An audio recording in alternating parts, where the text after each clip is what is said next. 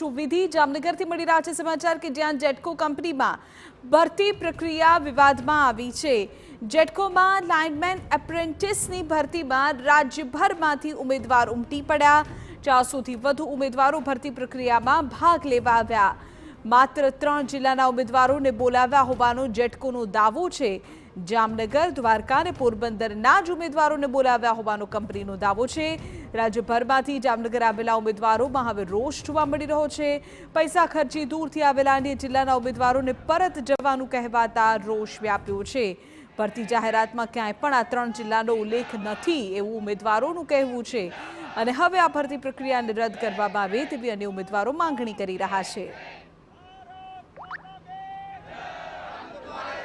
અમારી માંગ એ જ છે કે ઈવડે એમને ચોખવટ કરી દે કે અમારી આ ભૂલ પડી ગઈ છે કે અમારે ઓફિશિયલ લેટર ઉપર આ લખવું જોઈએ કે અમારી ભૂલ થઈ ગઈ છે, અમારી માફી માગી લે અને વિદ્યાર્થીઓને તમામની માફી માગી લે કે અમારી આ ભૂલ પડી ગઈ છે।